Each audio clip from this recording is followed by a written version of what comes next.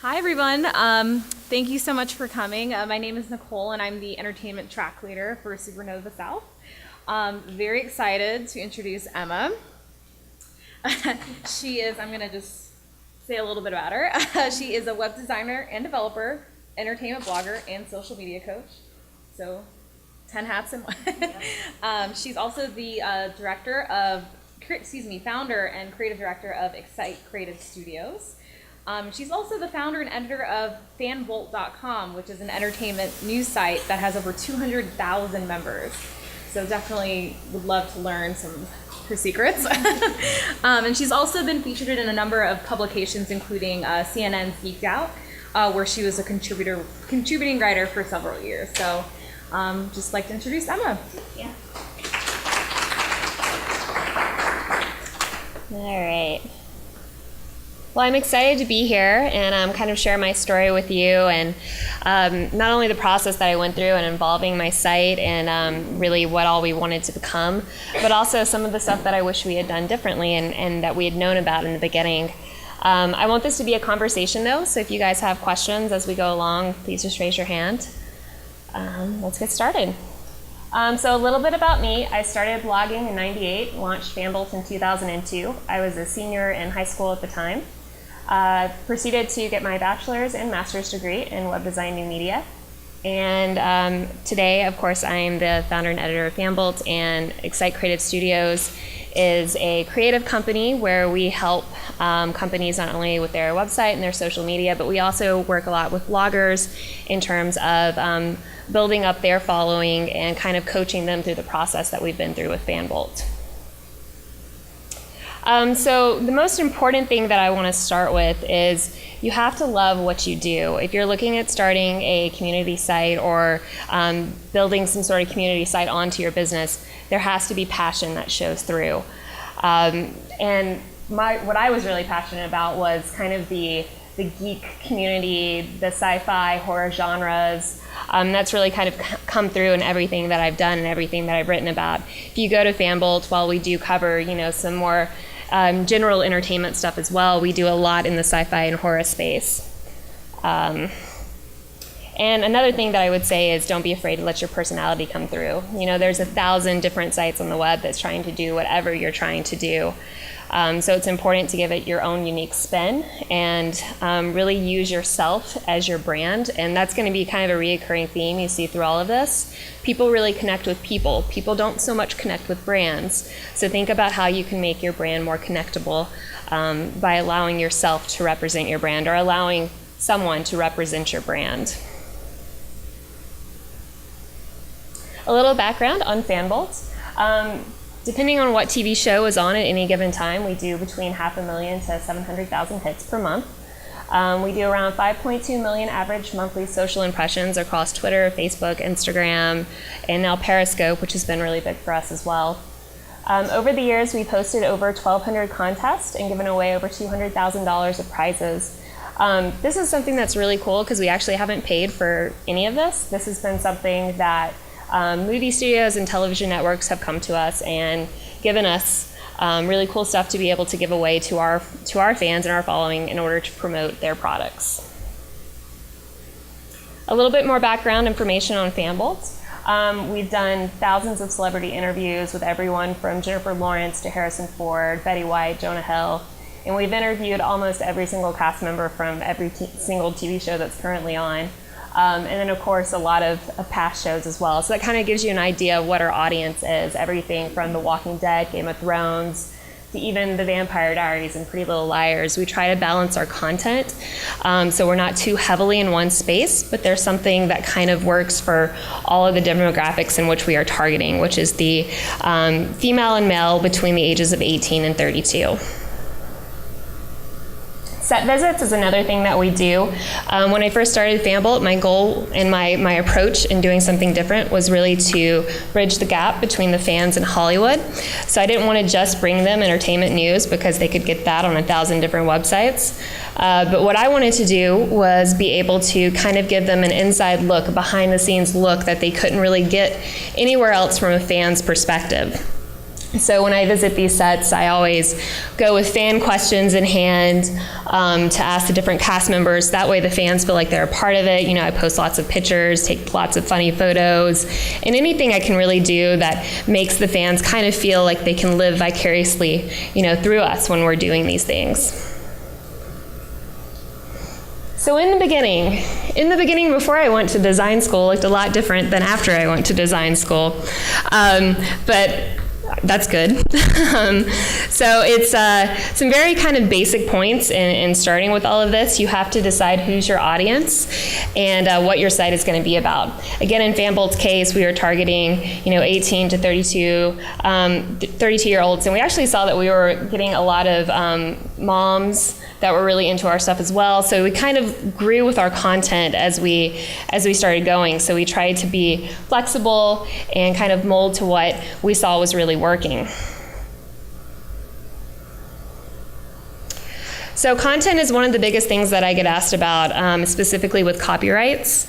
All of our content that's written on the site is written by us. It's myself, one other full-time writer, and then we have a number of contractors and freelancers that we work with, as well as a lot of fans that just volunteer their time to work for us as well. Maybe they want something on their resume or just the experience of it, and then we try to help them kind of find their style, help them with their editing, and kind of coach them through it. Because we do want it to be like a fan family. It is a fan community.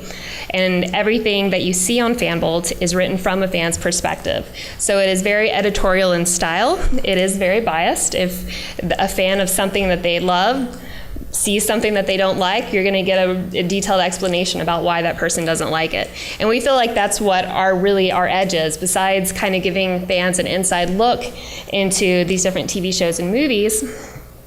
We're also able to give them a passionate fan's perspective. In regards to the copyrights, we get asked about images a lot. All the images that we receive are promotional images from either, again, movie studios or television networks, or from stock agencies that we work with. There's not a single photo on the site that we don't either have permission or license to use.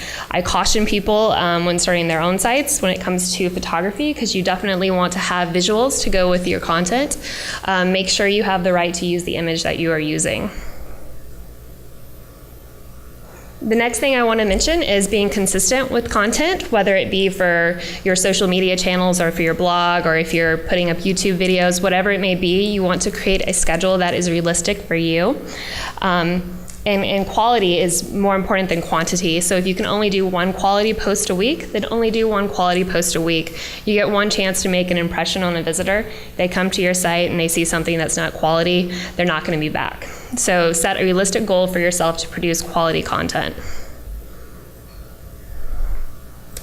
Another thing that I learned in the beginning kind of by accident, and now I really see the value of, is diversifying your sites. So in the beginning, FanBolt was really just a message board community before I built on the front end to the site to be able to host all of these interviews and different news articles.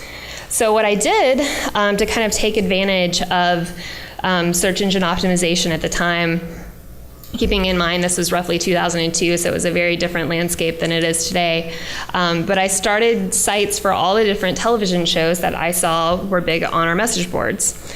So some of the ones we had here, again, before design school kicked in, so forgive me. But this is Everwood, Roswell, Heroes, Supernatural, the OC. And all of these sites were custom coded to work off of our message board system at the time, which was vBulletin. So this is before the days of WordPress. This was all custom coded in PHP and MySQL, and of course using HTML.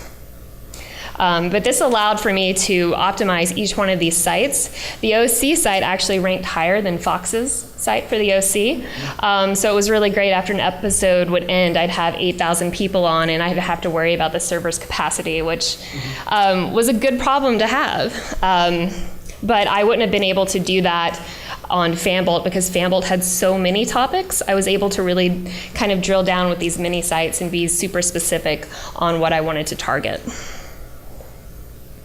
What that led to was blogging for the OC. So that OC site that I had that was ranking really well caught the attention of the show creator, Josh Schwartz, and he told Warner Brothers he wanted me to run their official site for the series. which I did until the series ended in 2007.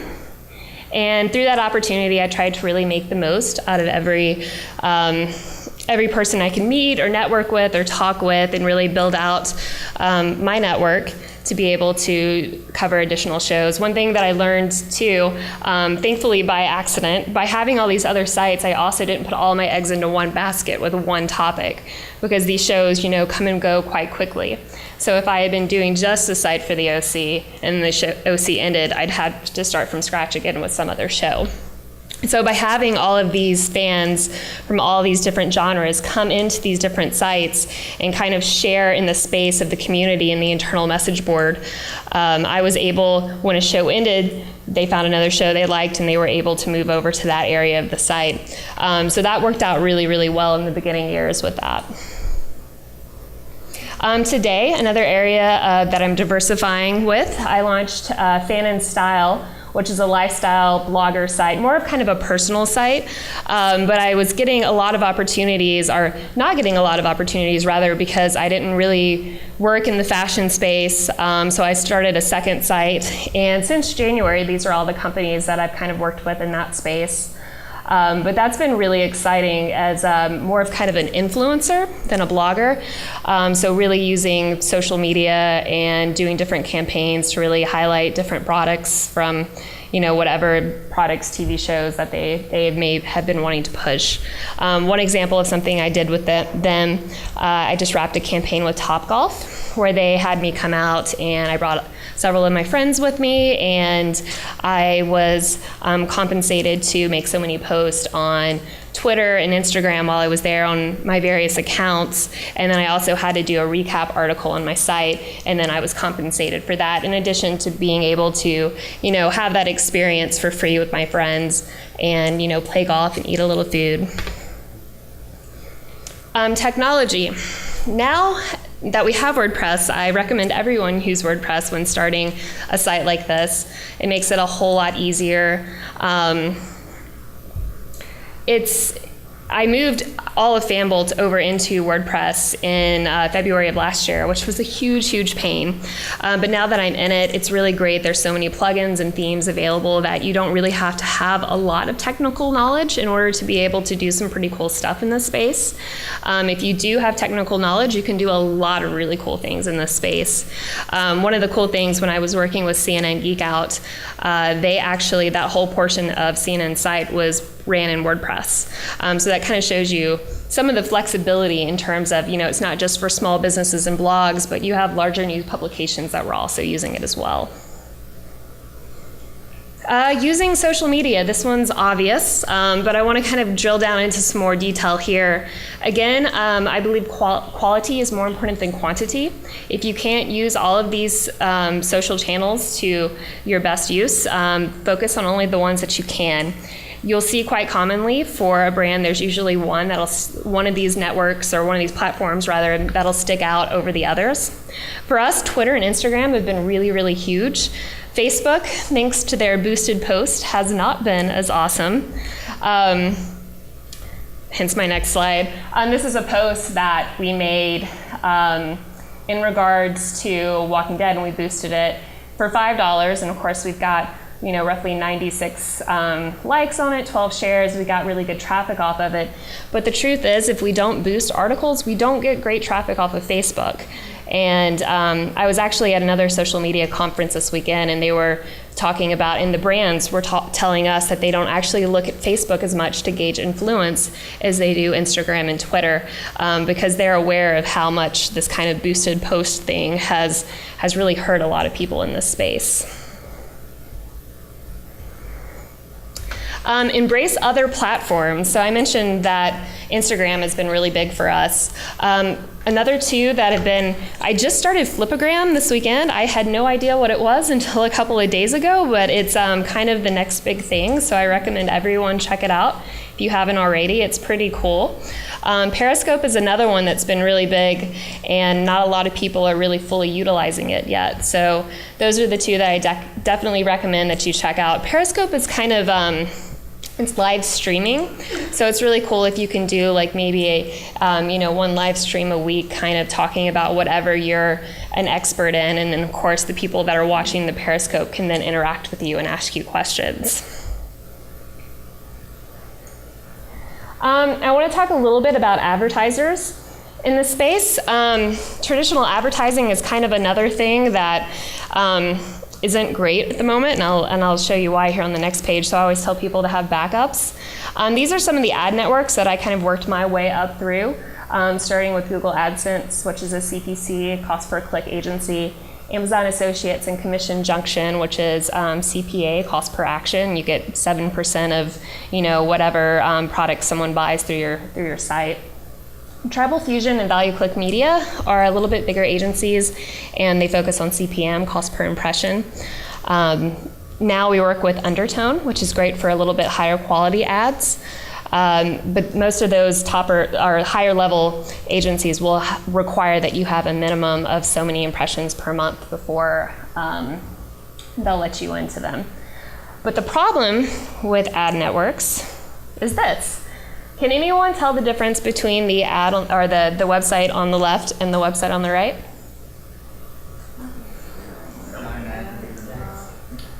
Ad blockers, which so many people use. We actually ran a study on our site recently and discovered that 35% of visitors to our site use ad blocker. So that's 35% of our revenue that we do not get because they're seeing the site completely ad-free on the right here. So while that's a great, obviously a better experience for the user, that's how we make our money. So that's a little bit of a problem. So this kind of transitions us into the conversation of, people connect with people more. How can you use that to your advantage? And also the idea of being an influencer. So being able to do sponsored campaigns and promotion through social media for companies as compared to having banner ads on your site, because this is getting worse. It's not going to get any better. So we have to find ways to get creative to solve the income issue. So brand engagement. Again, sponsored content, like what I mentioned that I had done with Topgolf, and social campaigns over advertising. So a lot of times when you're on Twitter or Instagram or something, and you'll see something that's either hashtagged ad or spawn or sponsored or something like that to indicate that it is an ad. Blog post and social engagement is really what the brand engagement is, or the influencer campaigns. They're approached by a company to write something and share something on their social media with their following. So here's a campaign example that I did on the Fan and Style site. This was a campaign I did with Target in July, and they sent me 4 pairs of jeans, and I had to come up with 21 outfits for 21 days of denim. And had to photograph all of these things, and then I was paid a certain amount for posting that, and then of course sharing it on Twitter, Facebook, Instagram, really whatever kind of market that they were wanting to have visibility on. So what you should do after you've engaged with a brand as an influencer.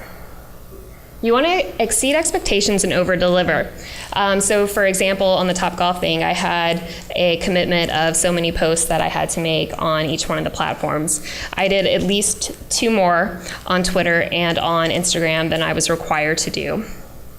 Then afterwards, you want to send your own reports to brands and PR companies so they can see how many impressions were received with your content on social and on your site. So we'll get into, right there, Sprout Social, Tweet Reach, Google Analytics, pull the data and send it to the company and let them know how well it performed on your site.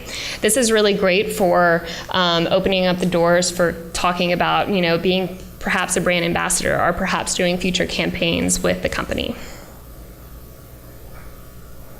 Most important, you want to stay authentic. If it doesn't fit your brand, you don't want to do it. For example, I got a campaign offer to go to some dermatology clinic and get some, I didn't even read all of it. It was like get my face injected with something, and no. don't want to do that. But apparently there's a lot of stuff going on in the medical space like that. But obviously that doesn't fit my brand. So I turned it down, even though that they were offering, a decent amount of money for it. But I want to stay true to my brand. I want to stay authentic, because at the end of the day, if my visitors don't feel that connection and that authenticity, they're not going to be visitors anymore. And then I'm not going to have something that I'm able to market. Of course, be honest and transparent. There are guidelines that you have to follow. You do have to declare when you've received something and you're paid to write about something. Of course, you can always include that the opinions that you are writing are your own, but you do want to say that it has been sponsored, or you have been given whatever you have been given in order to complete the task. Don't be afraid to start small. So when I first started doing interviews, I started out with local bands that were touring, bands that no one had ever heard of. But this gave me the opportunity to kind of work on my interview style and figure out what that was going to be like, kind of work on my nerves earlier compared to later.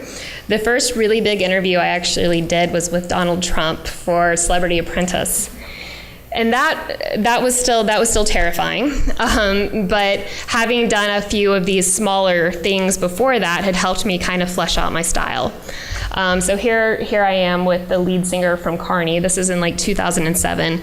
Most people still don't know who this band is, but this guy's actually gone on to become an actor, and he's been in a couple of pretty big projects. So you also, even if you're starting out smaller, you don't necessarily know what these people are going to go on to do. And it's pretty cool to be able to look back and be like, oh, I interviewed him, back in the day. So experience equals value, even if it's not something that's going to make you a lot of money or, gain you a lot of followers. The experience of doing it, the practice of doing it has value. Create incentive. Now, this has kind of been the key to us in the 200,000 members that we've had, or that we've been able to register. What we do is, over the years, we've done this a couple different ways, but when companies approach us with pricing, and in the beginning, we even did some of this ourselves. We actually would reach out to local stations or local businesses and ask for gift cards or whatever promotional items they might be able to offer. And over the years, we kind of worked our way up, and now we've done a lot of really cool stuff in the movie space.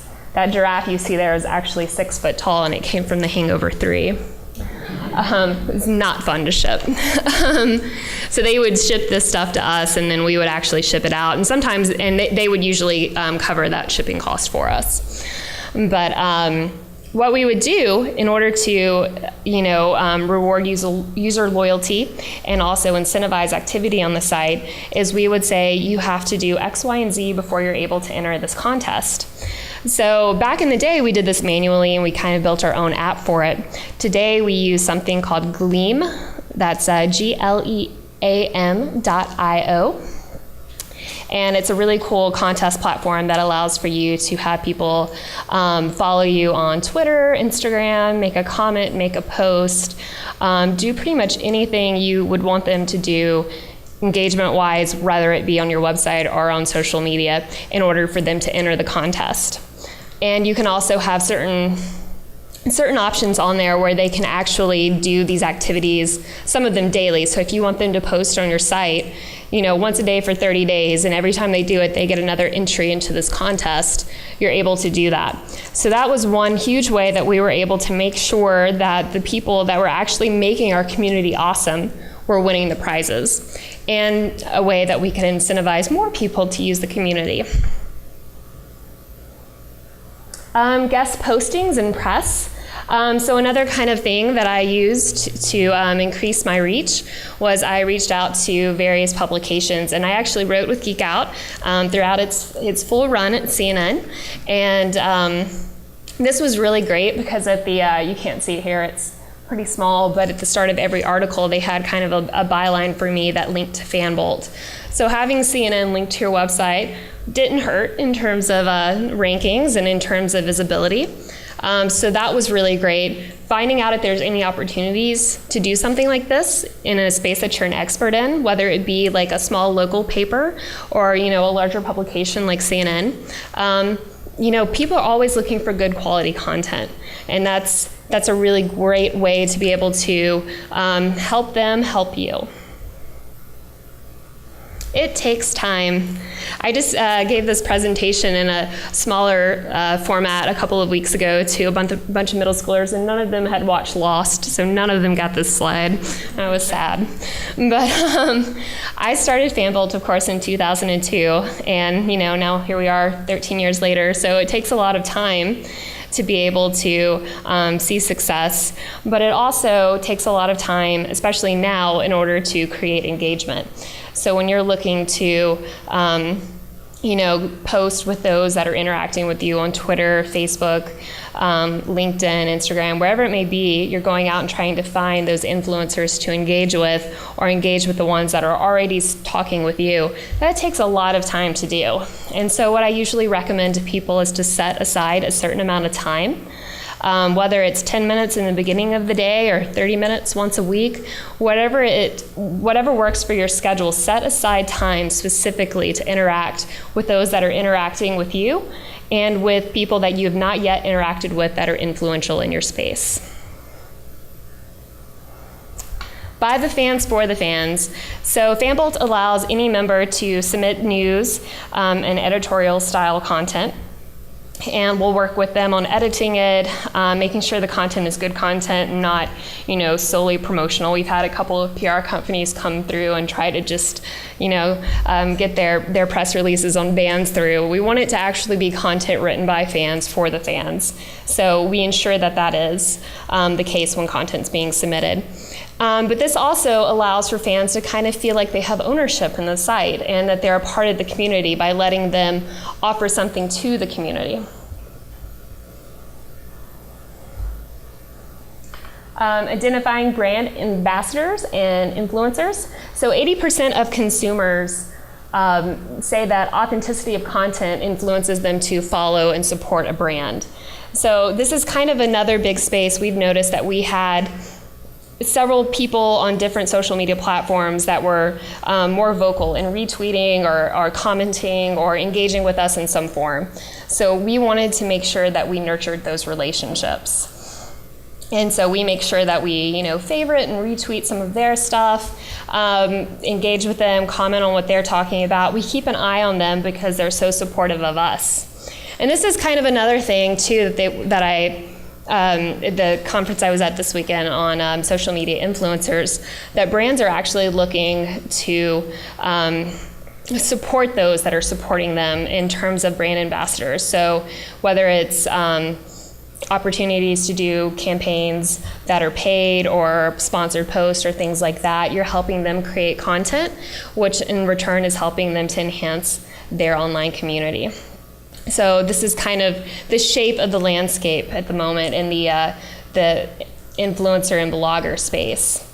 And of course, you want to engage and reward influencers. So one of the things that we did with the contest that we were running on the site and shipping out all the stuff from our office is we would actually write handwritten notes with each one of the prizes. So we would tell them, thank you so much for being a part of our community. We really appreciate you, and we hope you enjoy your prizing. So it was a little something extra that made people just feel like they were more a part of something. Which of course goes into creating the fan family. Different events that we've done over the years. Whenever I go out of town and I'm in a different city for work, there's usually at least one FanBolt member that has been, a part of the site for over 10 years in that city. And I'll usually take them out to dinner and we'll hang out for a little bit. And those kind of relationships, it amazes me that I have members that have been a part of the site for that long and are still active on the site and still love the site. So that's been something that I really want to continue to nurture and to encourage. So back to what we talked about, at the very beginning, people connect with people. So how you can make your brand more something people want to engage with more. And so at some point, I'm not exactly sure when it happened, probably when I got an Instagram account, it's probably when it happened, but I started focusing a lot of FanBolt's activity on my social accounts. So I started posting more on my Instagram than the brand's Instagram. And while we still posted on, the brand's accounts, and those are still completely active, there was more content and more personalized content coming out of mine. So, when I went to London, I posted pictures of me doing geeky Harry Potter things, or Hobbit screening, or the different interviews that I was doing. I was sharing this content because I found that it was getting a lot more engagement when I was sharing it on my personal social media accounts than the brand's ones. And that's something that we continue to see with all of the people that we were working with. People were connecting more with the people behind our brand than they were with the actual brand. So I took that, of course, a step further and branded myself. As you see today, I'm wearing a FanBolt jacket even now.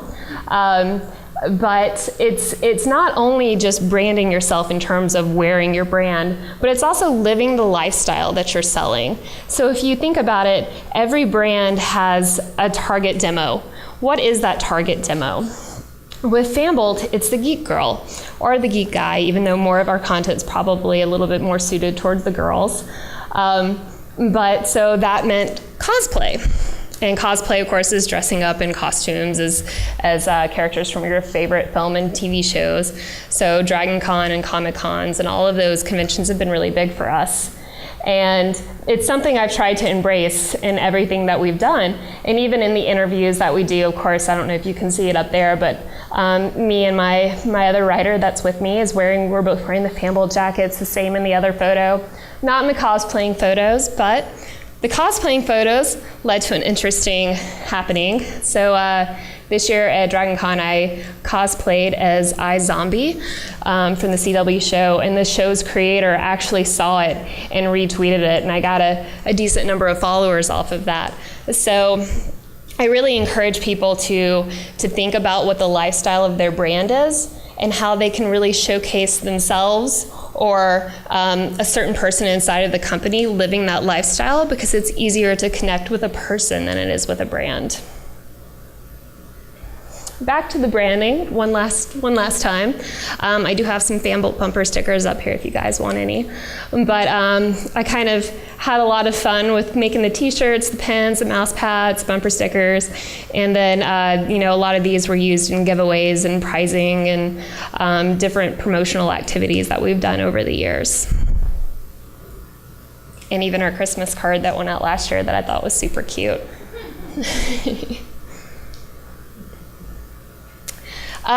So strategizing, positioning, and networking. Once you've got your brand in place, you need to figure out how to grow it. What's next for you? What's the next step? What's the next goal that you need to meet? Whether it's networking from studio executives to network PR agents, you need to position yourself in front of them and impress them as quickly as you can. Again, there's over 1,000 people, more than that probably, that are doing what you're doing in the space that you're doing it in.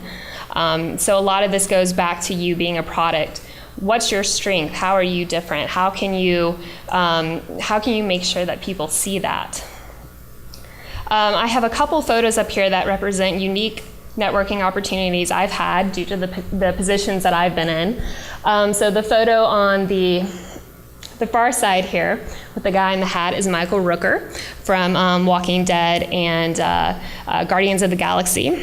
I was actually at a party at another cast member's house for the season 3 premiere of The Walking Dead. I met Michael, told him I'd love to interview him, told him I'd love to see what I could do to get him on, at the time, of course, I was still writing with CNN, and what I could do to kind of get him some placement on there. Gave him my card, got a text message from him later that night saying, hey, I'd love to connect with you to do that interview. So it was really just taking the initiative and going up and being like, hey, I would love to get you more press coverage. And that's always been my approach to things, is let me help you. And of course that helps me too, but that's not my pitch. My pitch is let me help you. The photo in the middle is with Stephen Amell, which was a Comic-Con photo. We were able to do a lot of networking that night, and we'll see what comes of it. And the photo here on the far side TNT, I think it was 2012, flew us up to Vancouver for a couple days to do a set visit with Falling Skies, and the cast took us out that night for drinks and to play some pool. And those are friendships now with cast members, Peter Shikoda, who is now on Daredevil, and all of those relationships that have stayed in place that I now consider to be, great professional colleagues of mine that I can reach out to whenever I need a quote or a comment for something that's genre specific. So what that really all comes down to is making people feel good about themselves and establishing what you can do for them. It seems kind of obvious, but sometimes we forget that. I always say that social media, especially, is kind of like a cocktail party. You don't go in and immediately say, this is what I do, hire me, I'm awesome. You come in, you introduce yourself, you listen to them, you talk with them, you engage with them, and then you kind of let it organically evolve from there, and that's how the best relationships come to be. And if you want to hear any more of that kind of talk, the How to Win Friends and Influence People is a really great book, and I definitely recommend it. Press. This kind of goes back to establishing yourself as a brand expert or as a expert of whatever your field is. So in my case, again, that's the kind of Geek Girl entertainment space. So I reached out to each one of these publications and let them know that I'm here. Use me as a resource if you need me for whatever you may be writing about. If you need a comment, if you need a fan survey, whatever it may be, don't hesitate to reach out to me and let me help you. So that translated into articles with USA Today, TV Guide. The CNN one's actually really embarrassing. You guys probably can't read this, but I highly recommend Googling it. I made a joke with the girl that was writing this article. I watched 5 seasons of Lost in 3 weeks because I had the opportunity to interview the cast and I didn't want to mess it up. So I wanted to know all my stuff. And so she was writing this article about how fans marathon TV shows. And so I made some joke, just like in passing, well, my boyfriend was out of town, so just watch 5 seasons of Lost in 3 weeks. Don't do that when you're talking to press. Don't make jokes. It'll end up as the opening to the article, and it's a little embarrassing. So to kind of sum it all up, my best advice for you all in creating an active and loyal community, let your passion show through. Use yourself as the brand, or use an individual, a person that people can connect with. Diversify what you're offering, especially if you're looking to make a living off of your blog or your community. Diversify it. Don't put all of your eggs in one basket. Don't be afraid to start small, to figure out your style and to get comfortable. Create incentive for users to want to be active and to engage with you. Create a family-like atmosphere. That's where the loyalty comes into. If they feel like they're a part of something, they will keep coming back and they will keep engaging with you. Establishing yourself as an expert for press opportunities or whatever it may be, speaking engagements. Brand yourself. So when people think about whatever it is, in my case again, the Geek Girl image, they think about you. And then, of course, strategize and network. Network as much as you can, and don't be shy about it. The future for me, I've done a lot of media personality stuff now with different conventions. I still think I will probably continue to do that. But what I'm looking to diversify the brand further is launching new brands, new blogs. Like I did with Fan and Style, I have a couple others that I'm looking to launch, and to continue to diversify the brand. And that's pretty much it. So here's all of my contact information. Thank you. Thank you. And if you guys have any questions, I'm here. No questions? I answered everything? Okay. I always get excited. I explained everything. So 2 questions. Sure. Is there an industry norm coming from the other side of it? I want to engage some of the rest of here. An industry norm for the compensation. How do you figure that out? And 2, how do you as an entrepreneur selling the website and graphic design services balance whether you work with the people that compensate and your structure? So most of the brands that we have worked with on the creative side, on the Excite Creative Studios, we work with a lot of tech companies and startups. We actually haven't done any work for any companies that directly engage with us on FanBolt. I'm not sure that we would. It would really be kind of specific to that. Maybe. But as far as industry norm for payment, that was actually something really interesting that I got into the other day, because I'm very familiar with what banner advertising and that sort of thing would be charged at. But this new kind of idea of sponsored posts and sponsored social media activities, I have a screenshot of it on my phone where they broke it down and said if you have X amount of followers, it was a formula, it was like X amount of followers at this rate, which was they took like People magazine, for instance, a magazine that would be targeting the same fan base that I'm kind of targeting, and what their cost was for a 1/3 page ad, broken down by the number of followers that I have. So People magazine is whatever their subscription base is, 3 million people, let's say. So what does that break down to in terms of, a CPM rate, an effective CPM rate of how many people are seeing and engaging with the content, and then use that same rate with my followers to come up with the rate of what that would be for, visibility on social and visibility on the blog. Sure. Any other questions? Yes. What you were saying, you want to incentivize your own followers. Is that also automated in terms of knowing who's reposting or engaging, or is that something you just have to do manually? There's certain parts of that you can see through Gleam. It'll tell you who's done what, and at the end, of course, it picks the winner randomly for you. But as far as wanting to see, who posted what, because it's not directly tied in with WordPress, you can send it to, you can tell people that you want them to post on WordPress, and that'll give them an entry in it. But Gleam doesn't tell you what they post, so that kind of stuff you have to go through and manually look for. Yes. This is a rather odd question. I have started a community as a website, a WordPress website, and now what we're doing is we're building a community on Twitter. Okay. So we're hosting a tweet chat. We've been doing this for 7 months. It's in a very specific niche. It's PTV and PTV chefs. We're the only Twitter chat that pulls both of them together. Every week we do an interview with a PTV chef, and we allow the community to come in and to interact with the chef. Okay. And people love it. However, we're having a really hard time with tipping them. So even though we've gotten a great response, I just can't tip it over to the next level. Gotcha. So you're looking for more followers to engage, or what is it that you're wanting them to do? More followers to engage. Okay. Twitter, I've actually had, with several of the campaigns that I've done, sometimes it helps to do a few paid campaigns. You can put in, I know Twitter, I used, it was like $100 to get started or whatever that they gave me for free. I'm not sure if everyone has that hanging out in their Twitter ad account or not, but I did, so that was cool. But that's kind of a good way to play around with it and just test it out. And it also lets you really drill down and see what kind of target markets you're the most effective with, and then your effective rate per every ad that's engaged with, and then you can kind of adjust from there. And then that helps get you more visibility, but it also helps you see what type of content is getting the most reaction. So I'd recommend that. Sure. Any other questions? Thank you, guys. Thanks.